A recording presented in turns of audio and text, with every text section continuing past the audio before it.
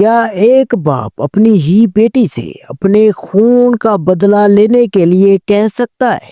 کیا ایک ماں اپنی سگی اولاد کو زہر دے سکتی ہے؟ اور کیا ایک بیٹی اتنی بہادر ہو سکتی ہے کہ اپنے محبوب کو موت کے منہ سے نکال لائے؟ ڈرامہ شیر کے 19ویں قسط کے پرومو نے دل دہلا دینے والے سوالات کھڑے کر دیے ہیں۔ کہانی تیز موڑ لے چکی ہے، کرداروں کی چہرے سے نقاب اتر رہے ہیں اور حق و باطل کے درمیان فیصلہ کن جنگ کا آغاز ہو چکا ہے۔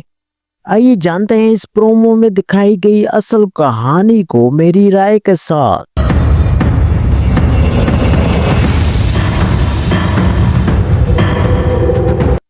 کہانی کا مرکز اس بار فجر ہے، وہ لڑکی جو اب شیر کے لیے ہر حد پار کرنے کو تیار ہے۔ شیر کی جان بچانے کے لیے وہ اپنی چچی سمرا سے رابطہ کرتی ہے اور پوری حقیقت بتا دیتی ہے۔ سمرا یہ سن کر ہکا بکا رہ جاتی ہے کہ بدرالزماں کس حد تک گزر چکا ہے، صرف دولت کے لیے شیر کی جان لینے پر تلا ہے۔ فجر نے اپنی چچی سمرا کو پاکستان بلا لیا۔ جب سمرا آتی ہے تو فجر ان سے لپٹ جاتی ہے اور انکشاف کرتی ہے کہ بدرالزماں شیر کو کبھی بھی ٹھیک نہیں ہونے دے گا۔ سمرا بتاتی ہے کہ شیر کو مارنا ممکن نہیں کیونکہ اس کی موت کے بعد جائیداد ٹرسٹ کو چلی جائے گی، مگر جو زہریلی دوائیاں اسے دی جا رہی ہیں وہ اسے زندہ بھی نہیں چھوڑے گی۔ یہی وجہ ہے کہ فجر اب ایک خطرناک پلان پر عمل کرتی ہے۔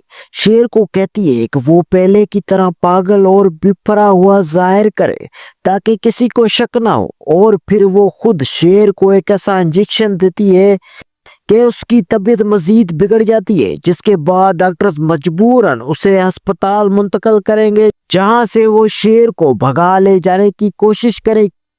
ان جذباتی مناظر کے ساتھ عدالت میں بھی گرما گرمی جاری ہے۔ تہمینہ بیگم نے ملک شجاعت کو آئینہ دکھا دیا ہے کہ تم میرے بیٹے کے احسان مند ہو۔ شجاعت شرمندہ ہو کر نظریں چرا لیتے، لیکن اسی موقع پر بدرالزماں ایک بار پھر زہر اگلتا ہے اور شجاعت کے کان میں کہتا ہے کہ تم عورتوں سے ہار گئے ہو۔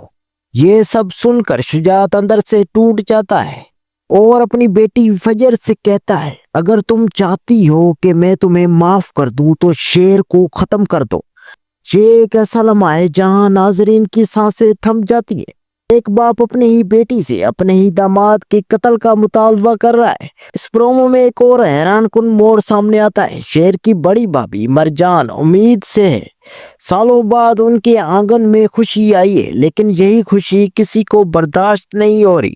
ملازمہ جو برسوں سے جادو ٹونا کرتی رہی ہے اب شاید دوبارہ زہر گھولنے کے منصوبے بنا رہی ہے۔ یہ قسط جذبات، سازش، وفاداری اور نفرت کی ایسی گہری تہوں کو چھو رہی ہے، دیکھنے والوں کو جھنجھوڑ کر رکھ دیتی ہے۔ میرے خیال میں فجر اب شیر کو بچانے میں کامیاب ہو جائے، لیکن اس کی راہ میں اسے اپنوں کے ہی خنجر سہنے ہوں گے۔